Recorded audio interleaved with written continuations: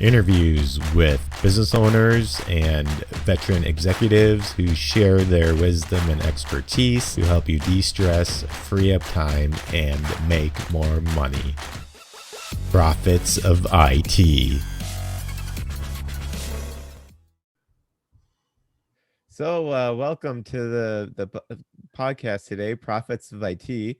Today I have MSP extraordinaire Myles Olsen from Managed Services Platform. You guys, I know, have been working with MSPs a long time, and you have a background in helping them be more profitable.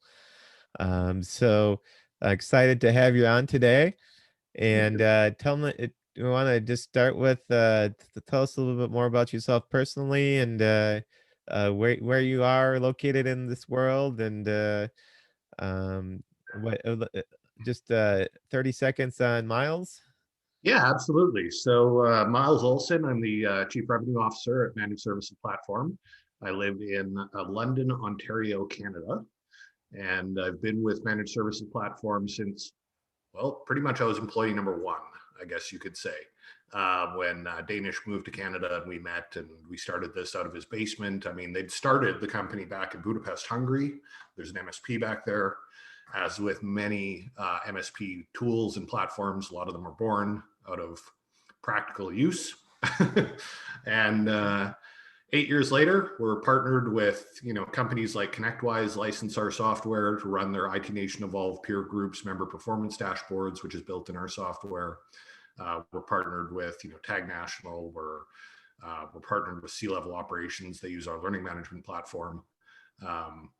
So we're serving, well over a couple thousand MSPs around the world at any given time. And primarily, when IT service providers and MSPs come to us, they're coming to us because they're trying to improve their client review process, streamline how they interact with their customers, how they attract new customers and communicate the value of managed services, and a whole bunch of secondary and tertiary benefits as well, other types of NIST cybersecurity assessments and things. A little bit more about me. I'm a musician. That's actually my son's drums in the background there. junior drum kit back there. But yeah, I have about 5 guitar. Well, I've got 3 guitars and 2 bass guitars and lots of keyboards and synths and a DJ gear. And I've been a musician my whole life. And my formal education was actually a jazz music diploma. So how do you go from music to helping MSPs make more money? It was really by accident. I was originally wanting to be a lawyer, and I was in a band in Thunder Bay, where I'm from, Thunder Bay, Ontario, and we did pretty well. We were actually kind of the it band for the town, and the guitar player applied for a jazz music program, then the keyboard player did, and then the singer did, so I did, and the whole band moved out to Vancouver Island to go study music together. Well, we never played another gig as a band because we were suddenly immersed in this community of incredible musicians in this jazz program. And I met a guy in the program who was also a bass player who was about 20 years senior to me at the time. And he was a semi-retired IT guy. And he became my mentor. And he started coaching me on just a whole bunch of advanced computer technology stuff. And I was like, well, I'm not going to get a career in jazz music, right? And at the time, it was the end of the 90s. And if you knew anything about computers, it was pretty easy to get a good job. And so I got my MCSE just for the heck of it, just so I could have some alphabet soup after my name in the old NT4 days. And eventually I ended up working for a couple of the biggest software companies in the world, Autodesk, who make AutoCAD, and Computer Associates bought a software company I was working for. So I worked for them for a time. Cool. And, yeah, ended up here. I see a tail popping up there. You got looks like a furry friend. That's Lucy. She likes to be on my lap while I do meetings. Lucy the meeting cat. Lucy the meeting cat. She provides a nice purry furriness. Nice. Keeps you warm and gives you some company. Yeah, exactly. So how do you guys what's you say is managed services platform superpower when it comes to MSPs? I think the biggest differentiator of our platform is it was built from having business conversations down to the tech conversation. So there's a lot of great tools out there for doing QBRs and kind of running your VCIO side of your MSP business. There's tons of great tools out there. All of them, from in my experience, and I probably haven't tried them all, but from what I see, most of them are heavily focused on the technical, tactical, life cycle management, when to replace a piece of hardware, did we do best practices checklists, things like that, which are all important. However, the real differentiator that we've learned, what we think is the secret sauce to communicating effectively the value of technology with your customers, the MSP's customers, is being able to go in and talk with the business owners, not about what IT problems they have, because I'm willing to bet that MSPs that are listening to this right now, if I asked your customers if they had IT problems, they would probably say no, because you're probably a good MSP. Right.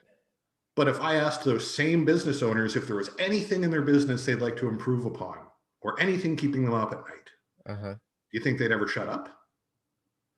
Right. Yeah, there's plenty of things keeping them up at night. It's just they're not I'm a good MSP and I'm taking care of the keeping the computers running, and so they're not on fire. So they don't have computer problems keeping them up at night. Yeah, they don't perceive that they do. And I can give you a perfect example. The place I'm actually wearing my Airspring shirt right now. The place I worked at when I first met Danish was that we sold fractional ownership of private jets. And I was in a marketing role there. I wasn't even in an IT role. Well, they had a very manual expense process to do your expense reporting every month. Like write cost center codes on credit card statements, staple your receipts and courier them to the head office. So very labor intensive, slow, painful. Everybody hated it. Sounds horrible. Yeah, well, it's not bad if you're doing like 5 a month, but consider we were probably doing about 125 a month. Like the courier costs alone were in the thousands of dollars. Because I was lucky enough to have worked at some enterprise companies like CA and Autodesk, I had used Concur expense management software before. And there's lots of good expense management software, but Concur is one I had experience with. So I went into my manager's meeting, my Monday manager's meeting, after I did my first manual expense report. And I said, this is bonkers. We're going to get some expense management software, take pictures of receipts. We're going to have workflows that are going to integrate with the accounting software and are going to, flag things that are non-compliant. And it's all going to happen electronically, no more courier costs. Well, a couple months later, we'd rolled out Concur.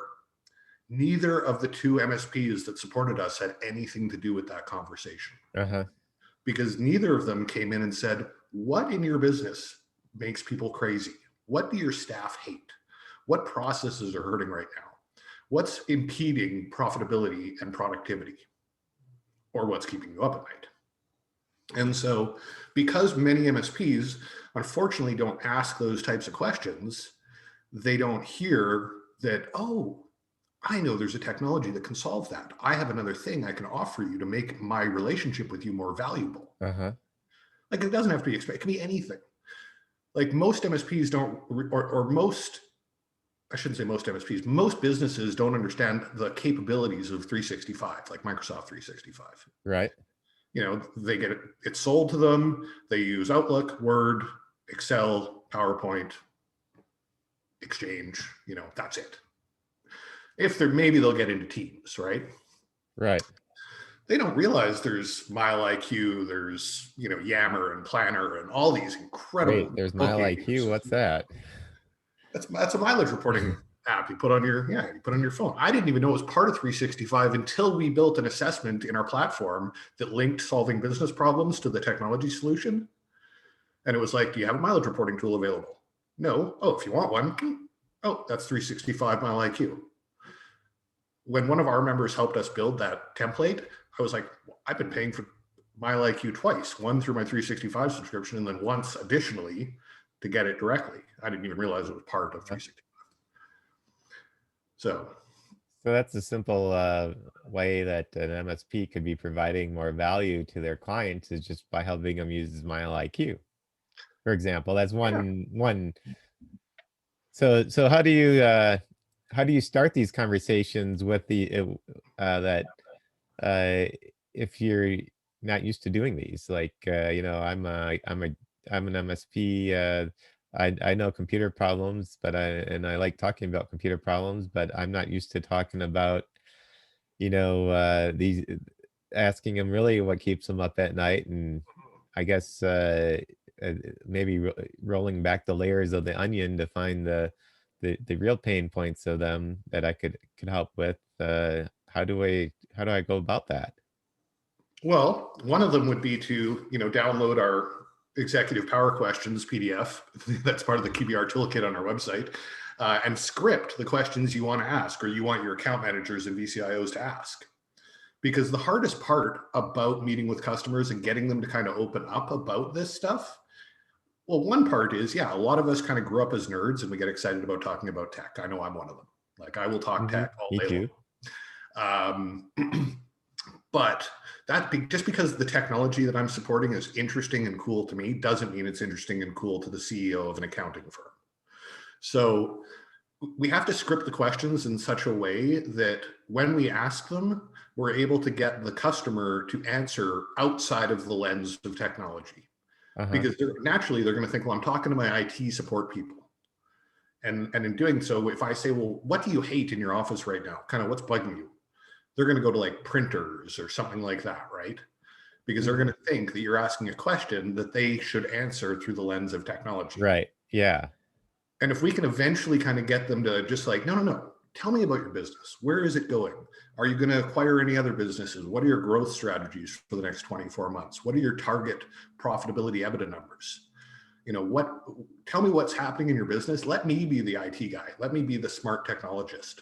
And I'm going to see what technologies can support that going forward. So to really be the CIO, the the executive when it comes to technology, not just the tech or the engineer that facilitates it.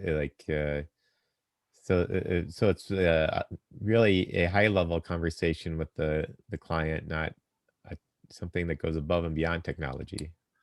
Well, I mean, like in our software, we try to encourage our members to start by having these business conversations and then support what comes from them through stack adoption audits, best practices audits, security audits, and And things like that. and you guys, so you already have the right questions to ask. All you have scripts already, so that I'm an MSP and I don't need to reinvent the wheel. Yeah, Uh, we've templated everything. In fact, we just merged with Virtual C Academy, who are one of our longtime partners and content experts on our platform. They built templates and resources and did coaching for managed services platform. We just merged, and they have this incredible humanized IT framework. And it's literally a turnkey out of the box, no customization required, 4 different pillars across security, infrastructure, strategy, etc., that you can literally turn on and go run a very professional business meeting this afternoon. Like, it's that easy.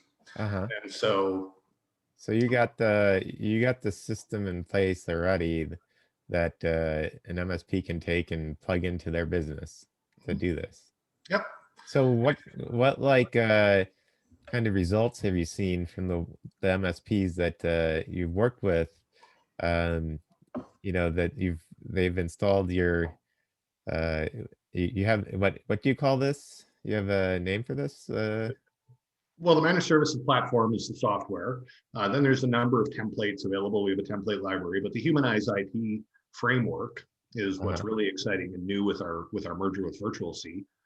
And it's just everything pre-built, everything you need out of the box. So you don't have to spend time creating content, because content creation is often the barrier to being able to Right. do this. I hate creating content, and I'm in the content business, Yeah. so Well, I it's can't it, imagine. If you're a MSP, you don't. It's even probably just cringe thinking about creating the content.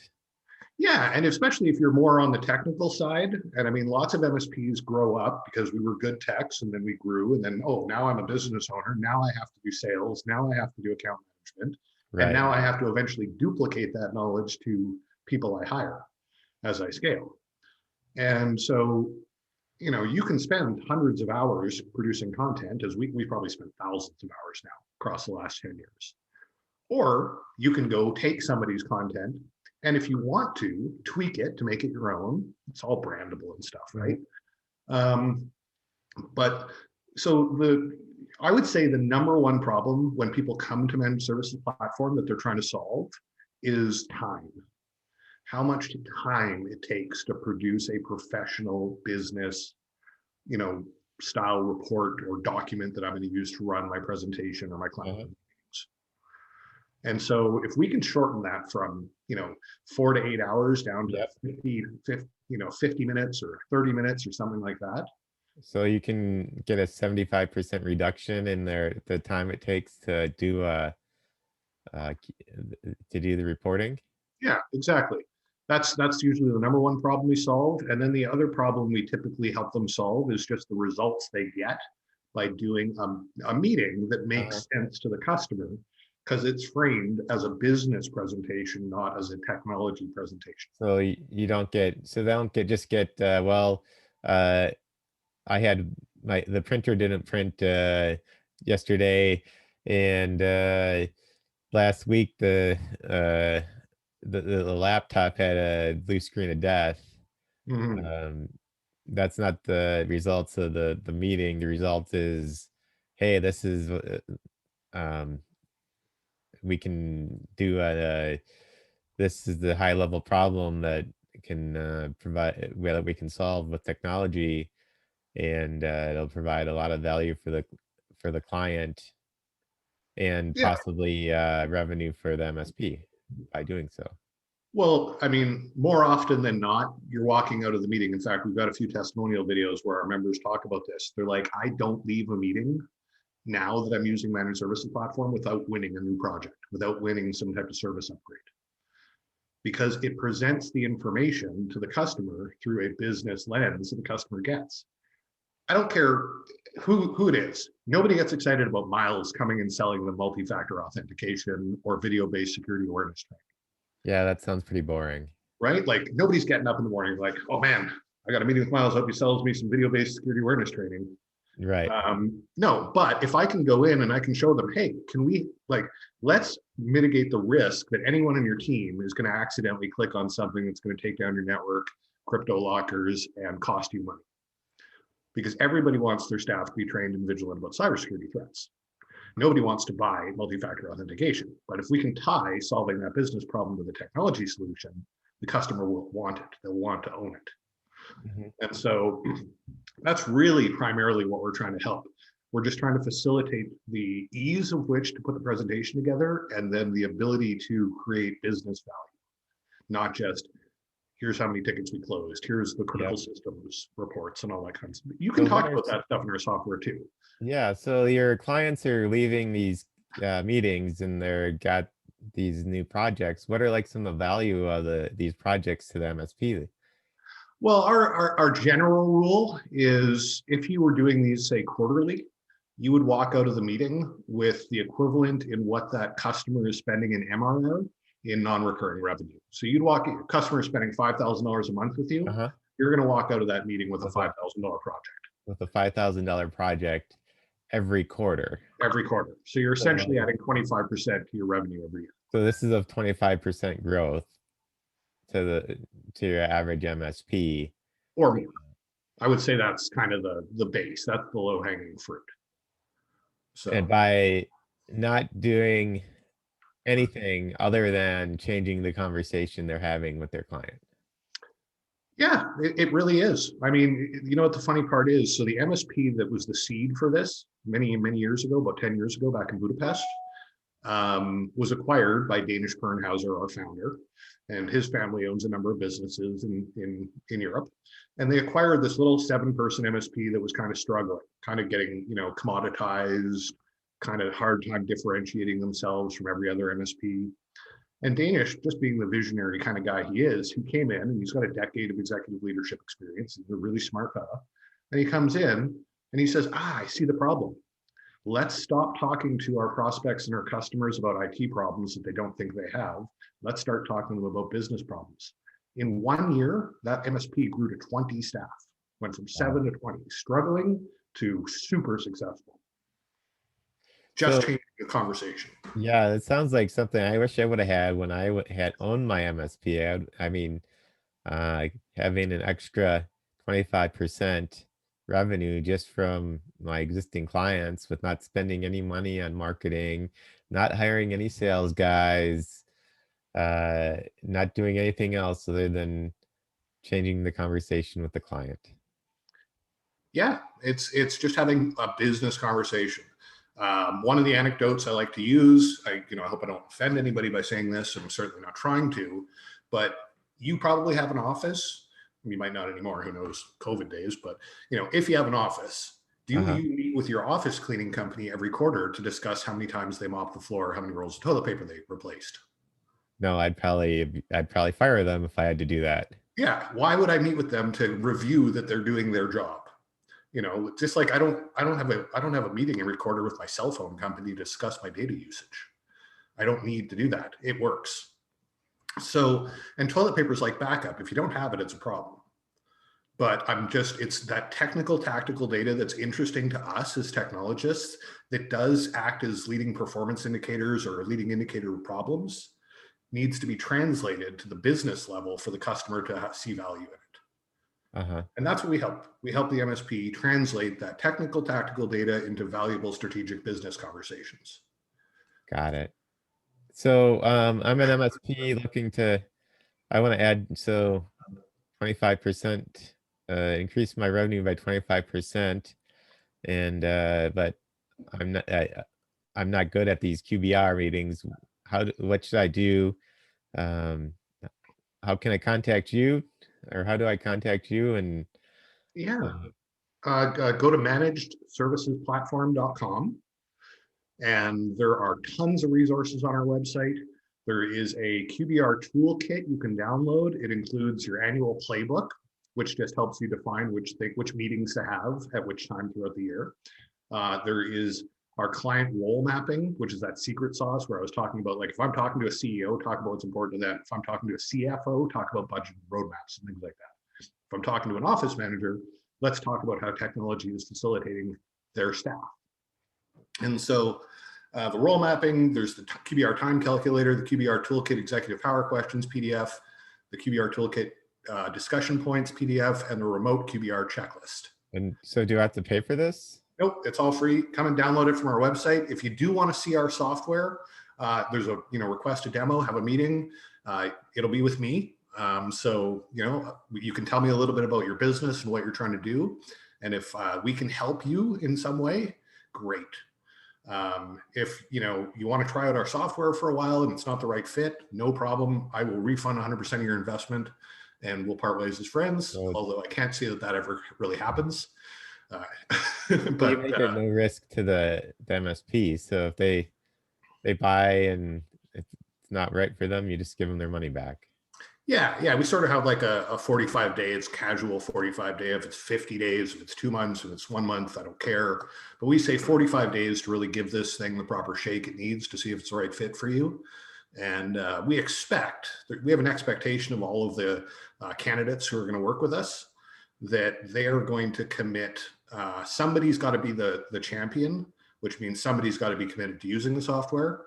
I usually say give yourself about 15 or 20 hours or like 3 hours a week to kind of figure this out. But included in that 15 to 20 hours is you actually doing 5 client meetings. That's our expectation, that you're going to validate this with 5 of your clients. And if you do that and you don't have success, no problem. But I can pretty much guarantee that if you follow our guidance, you're going to have success. Uh-huh. Because you got it all. This is 100% baked out. This isn't you guys have been doing this for how long? 8 years. 8 years. So it's not this isn't something new that you just came up with. No. We've, in fact, I often joke that we've figured out how to screw up enough times that we've figured out what not to do. Well, So I don't know if anybody out here is listening has ever screwed up onboarding a client, but we've done enough of those to know what not to do. And now we know what gets people success, and quickly now. It used to actually take a while. If we look back at the Reframe Your Clients days, it wasn't the easiest thing to onboard to because there's a lot of education involved. Now it's like basically the software is slick, it works, the templates are slick, and it's pretty easy to adopt today versus 5 years ago or 6 years ago or 7 years ago. Geez, there was one other thing I wanted to share. A lot of times people buy software tools. They buy QBR software tools, they buy other tools to run their businesses. And they sometimes become shelfware. They don't get used. Mm-hmm. And that's happened with us in the past. That happened Although, with me. yeah, it's a problem with all SaaS. It's a problem with all services. And what we've learned, and this is why we're so diligent about keeping our members accountable to the onboarding process, commit the 15 hours, commit the 5 clients, commit the person. If you don't have a good QBR process, if you don't currently, feel like that's working for you, it's probably not a software problem. The first 2 things you have to solve before you implement any software for any part of your business, there has to be people or resources or time. Somebody has to have the ability to do it and learn how to do it. Then you have to have the process. Well, what's the process? How do we communicate with our customers? Do we even want to? If you don't want to communicate with your customers, don't buy a client engagement tool. A lot of companies say they want to, and then they don't, usually because they just don't have the resources. They don't, the owner's wearing too many hats. I'm going to buy a tool and that's going to solve my problem. Well, I'm sorry. I can buy the best appliances in the world and I'm no Gordon Ramsay. So, so if you feel like you've got some resource time available, if you have a process, great, you can apply your process to our software. What's nice with the Humanized IT program is now you don't have to have a process. We will teach you a framework and a process. So we've kind of solved that midpoint barrier. Then you've got the software. And if you can put those 3 things in the proper order, success is going to happen. And it doesn't have to be our software. You can do great presentations in PowerPoint, like so if nothing else, they can go download this QBR toolkit and use the templates that you provide them for no cost. Absolutely. And start having these high level conversations with their clients and to solve the business problems and not just talk about technology and technology problems. Yeah, and I know I've focused heavily on that, but I mean, our software does go right down to asset management and roadmaps and audits and all that. But those are all used to support what we hope you'll have as a business conversation, rather than leading with here's the audits and here's the asset management and the life cycle and warranties and all that. Let's start with the business conversation. That's why we're recommending this security audit. That's why we're recommending the server upgrade. That's why you need to renew your firewall support agreement. Oh, okay. That makes sense. We're connecting the business problem to the tech. Got it. So managedservicesplatform.com is your website. So to go to managedservicesplatform.com to get that toolkit. And I take it your contact information's on the website if they want to reach out to you with any specific questions or. Yeah, there's a chat widget. There's also, you can just hit, there's all the call to actions, request a demo, see all that kind of stuff.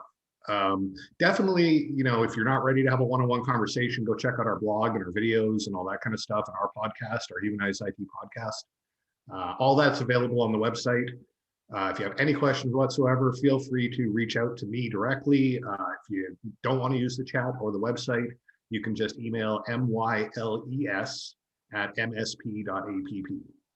It's just to make it a little shorter. Myles at msp.app. That's a lot shorter. Myles@msp.app. Yeah. Got it. Yeah. And well, thank you for your time today. And if you're looking to grow your MSP with new clients, that's what I help with. So you can use Myles to get your 25% growth from just talking to your MSPs, or not your MSPs, just talking to your clients and having the right conversations with them. And when you're wanting to get the growth outside of your existing clients, that's something I can help you with. So anyways, It's been a pleasure having you on here, Myles. Likewise. And I think it's been, the uh, really interesting to me just how changing the conversation you have with your clients can change uh, you know, change what the amount of revenue you can generate from them. Yeah, it really So, changes the result. Um, and it was, and by the way, for those of you who are working with Jim and to generate the leads and get the initial meetings, our platform's second most popular use case is new customer acquisition. So building the assessment and the presentation that you would use in that sales meeting, that is the second most popular use case for our platform. great. So you can also use it. So basically, the same strategy can be used to acquire a client as to get to better serve the client. Yeah, absolutely. Jim, you'll get the meeting for them and then we'll help them win.